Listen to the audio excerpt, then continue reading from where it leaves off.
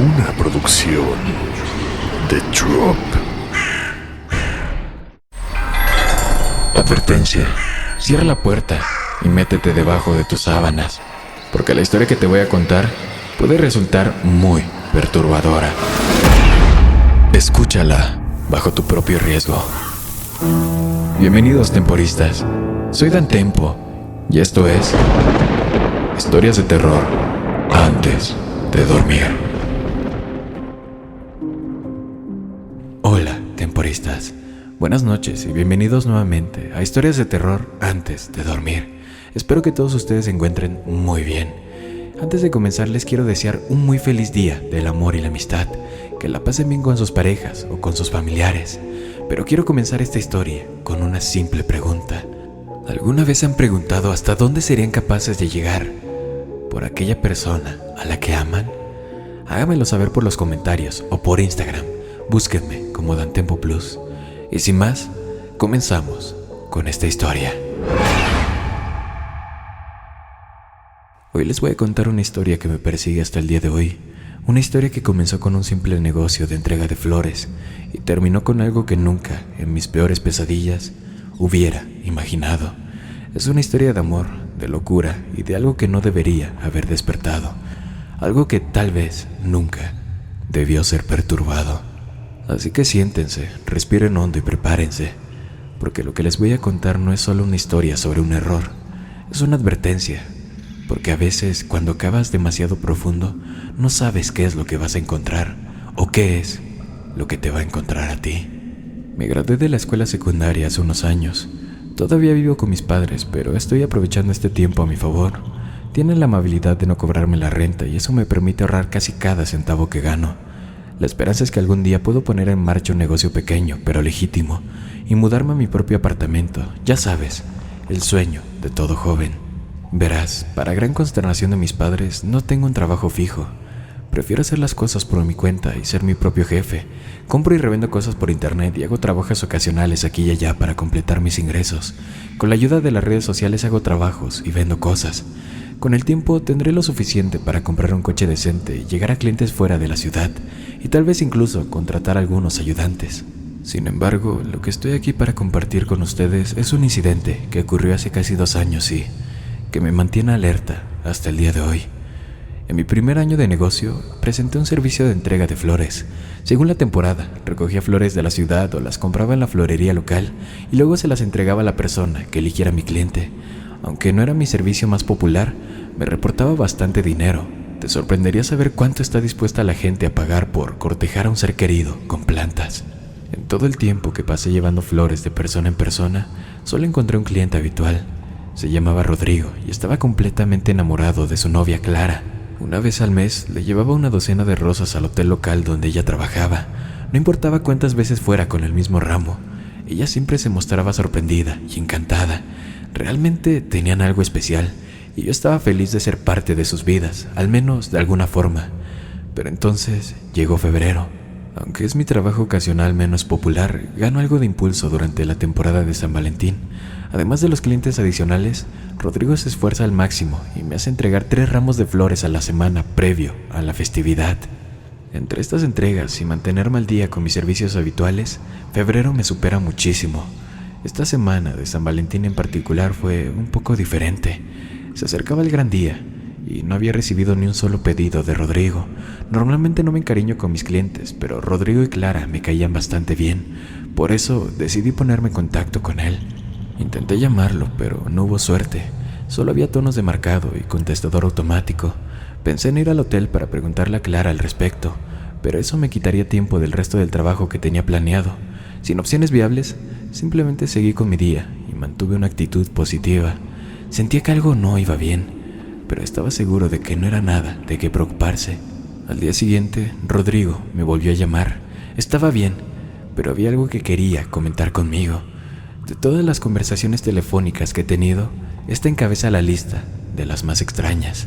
Rodrigo no había pedido flores porque se estaba preparando para hacerle la gran pregunta a Clara. Quería que la falta de regalos esa semana le dejara confundida y luego la tomara por sorpresa el día de San Valentín, al pedirle su mano en matrimonio.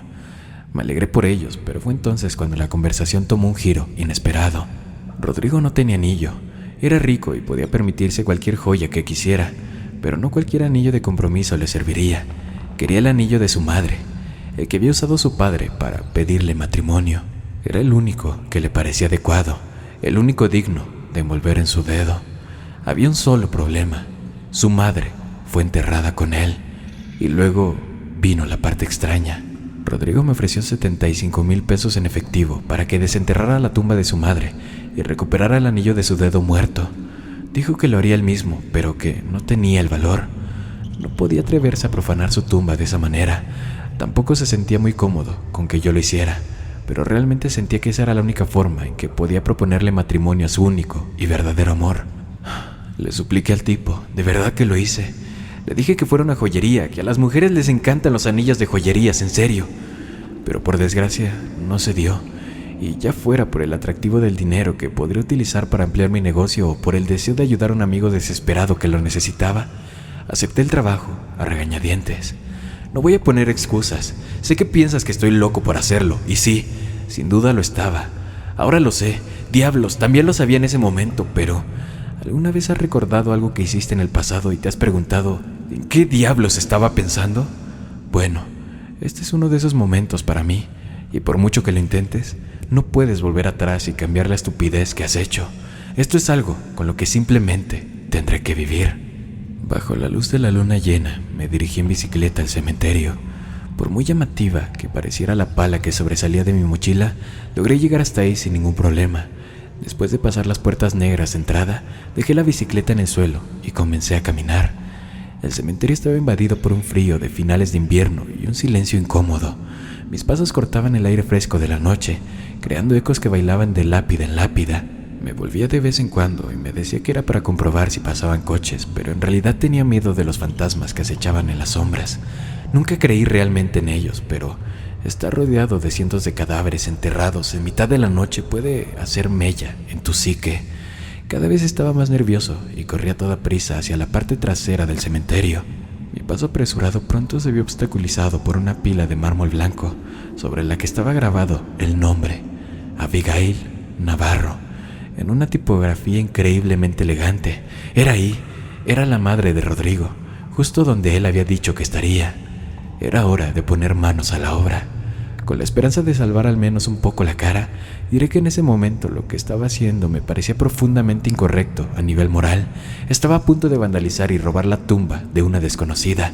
Ella no se merecía esto, y yo lo sabía muy bien. ¿Cómo podría vivir conmigo mismo sabiendo que perturbé su sueño tranquilo? Esa pregunta tenía una respuesta sencilla. Con 75,000 pesos en el bolsillo. Así era. Había llegado demasiado lejos como para dar marcha atrás y, tontamente, sentí que era esa la mejor manera de avanzar con mis esfuerzos financieros. Que Dios tenga piedad de mi alma. Todo el proceso me llevó unas 6 horas y media, un poco menos de lo que esperaba.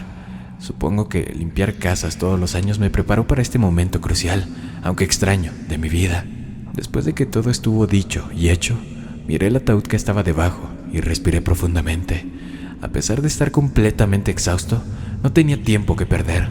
Estaba a punto de amanecer y tenía que salir de ahí antes de que me descubrieran. Como el agujero era tan estrecho, no había forma de abrir el ataúd por medios convencionales. Para colmo de males para la pobre Abigail, tuve que usar mi pala para atravesar los confines de su lecho de muerte. Al final, profané toda la cubierta, lo que me permitió tener suficiente espacio para recuperar el anillo, sin importar en qué mano lo tuviera. La victoria estaba a mi alcance. Antes de tomar mi premio, miré a la mujer a la que estaba a punto de robarle. La vista de su cadáver era grotesca. Solo había estado enterrada durante un año, por lo que su carne aún no se había descompuesto por completo. Se asentaba sobre su piel como masa sobre un muslo poco hecho, con un tono grisáceo y viscoso que brillaba débilmente bajo la luz de la luna. Su cabello, que alguna vez debió ser hermoso, ahora estaba enredado y cubierto de tierra, pegado a su rostro como una máscara de horror. Los gusanos se arrastraban por cada centímetro de su superficie, entrando y saliendo de los orificios de su nariz y boca, mientras que sus ojos, aunque opacos y cubiertos por una fina capa de humedad, parecían mirarme fijamente, como si estuvieran conscientes de mi presencia. El olor era insoportable, Una mezcla de tierra húmeda, carne podrida y algo dulce, casi químico, que me hacía sentir náuseas. Respiré por la boca, pero el sabor del aire viciado se pegaba a mi lengua, como si la muerte misma estuviera tratando de infiltrarse en mi cuerpo. Extendí mi mano temblorosa hacia la suya, intentando ignorar los gusanos que se retorcían entre sus dedos. Justo cuando estaba a punto de agarrar su mano, algo cambió. El aire a mi alrededor se volvió más frío, como si el cementerio entero hubiera contenido la respiración. Entonces lo vi. Sus dedos, que antes yacían inertes, se contrajeron ligeramente, un movimiento casi imperceptible, pero lo suficiente para helar la sangre en mis venas. Me quedé paralizado, incapaz de apartar la mirada de su rostro. Sus labios secos y agrietados se separaron lentamente, como si intentaran formar palabras. Un sonido salió de su garganta, un gemido bajo y gutural que no parecía humano. ¿Por qué?, murmuró. Su voz era un susurro rasposo que resonó en mi mente más que en mis oídos. El corazón me latía con tanta fuerza que parecía que iba a estallar. Intenté retroceder, pero mis pies parecían clavados en el suelo. Entonces, sus ojos, antes opacos, se iluminaron con un brillo enfermizo. No era un reflejo de la luna, era algo más, algo que venía de dentro. Justo cuando estaba a punto de pasar de largo toda esa horrible experiencia y arrancar la mano de Abigail, sucedió algo terrible. Estaba oscuro, eso es seguro, pero juro que la vi comenzar a sentarse en su tumba. El movimiento fue sutil, pero fue suficiente para que me diera cuenta. Me sobresalté, pero pasaron unos segundos hasta que me di cuenta de la gravedad de la situación. Cuando lo hice, me asusté tanto que salí corriendo de ahí sin pensarlo 2 malditas veces. Y esa es la esencia de mi aventura nocturna. Bastante patético, ¿verdad? Pasé por todo ese dolor solo para acobardarme en el último minuto. Patético, lo sé, pero no estabas ahí para experimentarlo. Mientras salía del agujero, pensé que sentí algo rozando mi tobillo. Tal vez las frágiles manos de Abigail, tratando de tirarme hacia mi muerte. Mientras corría hacia mi bicicleta, me la imaginé saliendo de su tumba terrenal y persiguiéndome por la carretera hasta que inevitablemente me capturaran. Esta fue la noche más aterradora de mi vida. Estaba lleno de miedo y no me importaba un carajo Rodrigo ni el dinero. Solo quería salir de ahí. Por supuesto, al llegar a casa, la lógica se impuso y me di cuenta de mi error. Era perfectamente posible que Abigail estuviera tan quieta como una piedra y que yo solo creyera verla moverse. Lo que sentí contra mi tobillo era más que probablemente gusanos subiendo por mi pantalón. Había dejado que la atmósfera inquietante del cementerio me venciera y ahora había perdido 75,000 pesos y un buen amigo. ¡Qué mala suerte!, ¿no? Casi vuelvo al lugar, pero el sol estaba empezando a salir. No podía arriesgarme a que me descubrieran y acabar en la cárcel, aunque ese era el resultado más probable de todos modos. En lugar de eso, me regodí en la autocompasión e ignoré las llamadas de Rodrigo durante un par de días. Al poco tiempo, mi robo fallido de la tumba apareció en todas las noticias. Pero la cuestión es que cuando la policía encontró mi obra, algo iba profundamente mal.